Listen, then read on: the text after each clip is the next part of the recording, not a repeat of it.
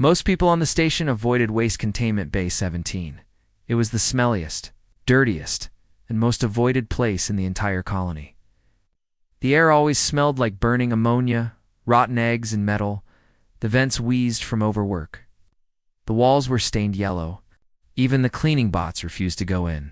But every morning, exactly at 0700, Hansiok showed up with his mop and bucket.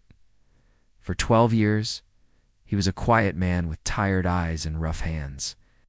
His uniform was always stained, and his boots always smelled like dragon dung. But he never complained except to himself, muttering while he worked, singing old commercials and jokes that no one else heard. Everyone called him just the janitor. But he wasn't cleaning up after ordinary messes. He was the only human allowed inside the containment chamber of Threxier. Threxier was not a regular alien. He was a dragon, a real one, over 30 tons of muscle. Teeth, claws, and armor-thick scales that shimmered like dull purple glass. His wings stretched wider than any corridor could hold. His tail could break a tank in half. His gold eyes watched everything, always calm but dangerous. They said he was bred for war during the old Dominion days, a bioengineered creature designed to destroy entire armies, but something went wrong. They said he became too intelligent, too emotional, too rebellious. Now, he was locked in Bay 17, cold stasis monitored. For over a decade, he had not been touched by a single human hand axe at Hansiok. Hansiok didn't know why they chose him. He didn't ask questions. He was paid, and the job included hazard. Pay, although not nearly enough. So he cleaned. He hosed down dragon scales. He scraped the hardened waste from the walls, the unclogged vents. He even picked old bones out of the grate sometimes. All while Threxier sat, curled in silence. Other workers whispered that the dragon was waiting to kill someone. Hansiok just shook his head. If he wanted to eat me, he muttered one morning while scrubbing the floor, he'd have done it.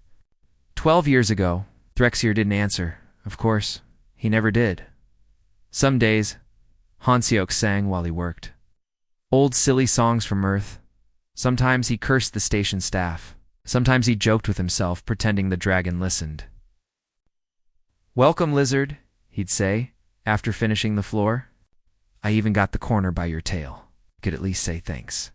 The dragon would blink, or huff, but never speak, until one day everything changed.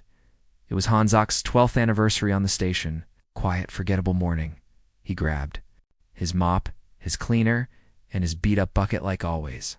He yawned, scanned his badge, and stepped into the sealed airlock of Bay 17. But something was wrong, very wrong. There were no security guards outside. No alarms, no yellow lights, and inside, the chains were gone. Threxier was loose. The dragon sat upright now, taller than usual.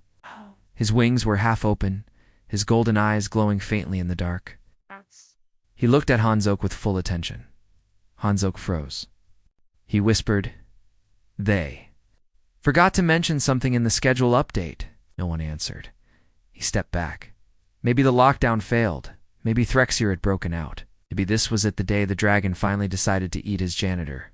But the dragon didn't move. Instead, he spoke. Not with words. Not from his mouth, but inside Hansiok's mind. He did not run. Hansiok dropped his mop. His eyes went wide. He looked around for a speaker. "What? You did not run?" He clutched his head. "Wait, are you talking to me?" "In my head. Always. I listen to you every day, every joke. Every song.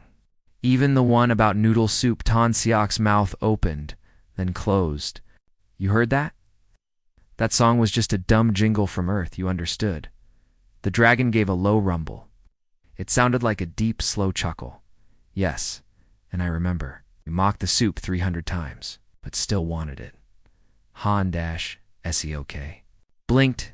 He couldn't believe it. The creature in front of him, the beast everyone feared, had not only understood, but remembered. For years, Threxier stepped forward. For the first time in 12 years, he moved freely. "They feared me, prodded me, locked me away." The dragon's voice echoed in Hansiok's mind like thunder. "But you You cleaned my filth, not out of duty.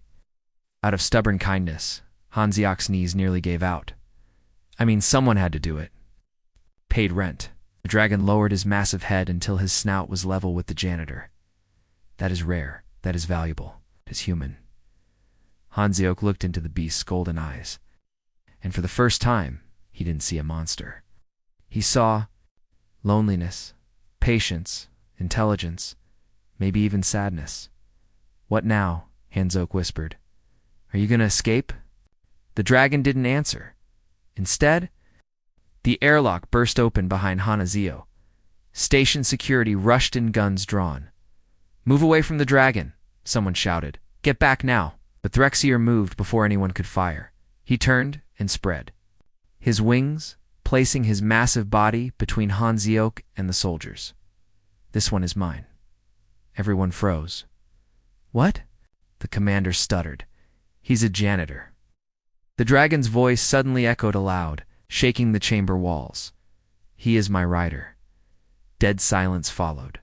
The security team looked confused. One even lowered their weapon. Rider. That word had not been used in over 200 years.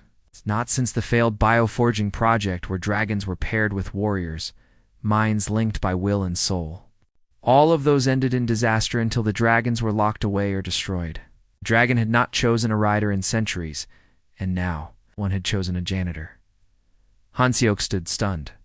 The dragon pressed closer, shielding him completely with one giant winged up. The commander spoke again, unsure. We can't allow this. He's untrained. He's unqualified.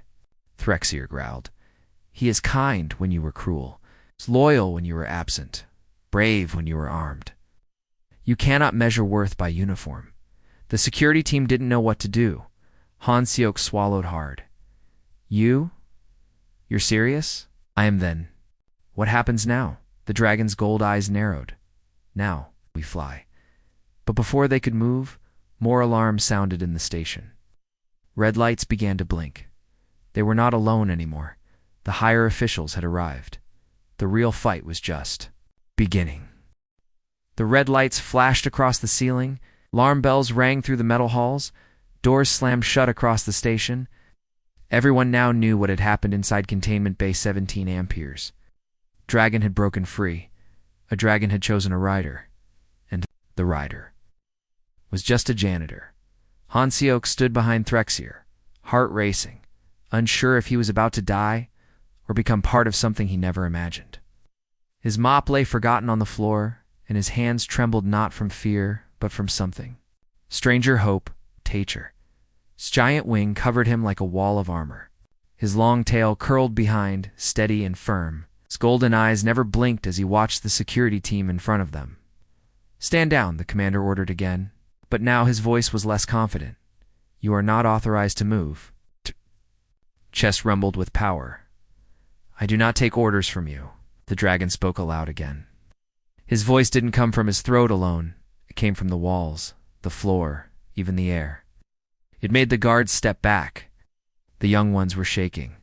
Hansiok took a small step forward. He looked at the armed team, then up at the dragon beside him. I didn't ask for this, he said, more to himself than anyone else. But you earned it, Threxier answered. Not loudly, but clearly. The commander raised his hand. You will be removed for testing. The creature will be placed back in lockdown. No, Threxier said. The lights flickered. I have chosen. That choice is law. You're just a biological weapon, the commander shouted. You don't make choices. Threxier's voice dropped to a low, dangerous growl. I was made in a lab, but I am not a machine. A deep silence fell across the room. The commander turned to his communicator. Request override from Central Command. I want this thing sedated. Hansiok saw what was coming. He looked up at the dragon. You're going to use the gas again. Yes, Threxier said. This time, I will not sleep. The floor began to shake. Suddenly, a burst of energy exploded from Threxier's wings. With one strong motion, he launched himself upward, crashing through the metal dome above the chamber. Lights shattered, pipes burst, alarms screamed louder. The roof was gone in seconds. Hansyok screamed as the dragon grabbed him carefully with his massive claw, holding him close, shielding him from falling debris. Then, with a roar that shook the entire colony, Threxier spread his wings wide and shot upward into the sky dome above the station. They were free. The sky above was wide and dark. Stars shimmered beyond the upper glass barrier of the orbital station, and the windrill wind rushed against Hansyok's face for the first time since he left Earth. He felt like he was flying for the first time in his life. Threxier's wings moved like giant sails. Every beat pushed them higher. The station grew smaller behind them. Sirens still echoed, but they faded. Finally, the dragon stopped above the colony ring and hovered. His wings stayed open, catching the air currents. His body pulsed with heat and life. Hansyok held on tight, his heart racing, eyes wide. He looked down. Below him was the station that had ignored him for 12 years, the station that never cared who he was, that called him just the janitor. He looked up. Above him were stars. Threxier turned his head slightly, one golden eye locking on Hansyok. "You are quiet now." Hansyok laughed softly. "I don't have any dumb soap jingles prepared." The dragon gave a low chuckle. A rare moment of silence. "Do not waste it." Below, ships began to rise. Security shuttles, fast and armed. "They're coming after us," Hansyok said. "Yes," Threxier replied calmly. "Let them." The first two ships opened fire. Bright blue energy beams shot across the sky. But Threxier moved with speed that no one expected. With a single flap, he rolled sideways, avoiding the blasts. Then he dove straight at one of the ships, claws forward. He didn't destroy it. Instead, he sliced its wing off with careful precision and sent it spinning off course. The other ship backed away immediately. "Are you holding back?" Suk asked. "I do not wish to kill," the dragon replied, "but I will not let them take you." Inside the station, chaos spread. The council was panicking. Reports flooded in. The dragon has bonded. The dragon has escaped. The janitor is with him. The Dominion archive, long silent, reactivated. Old laws. Forgotten protocols. The bonding. Code. It was a rule older than most of the people on the station. If a dragon bonded to a human, that bond was sacred. It could not be broken. It could not be ignored. And if the bond was truth, the human had to be honored as a full companion even. If that human was a janitor, High Command had no choice. They called off the attack.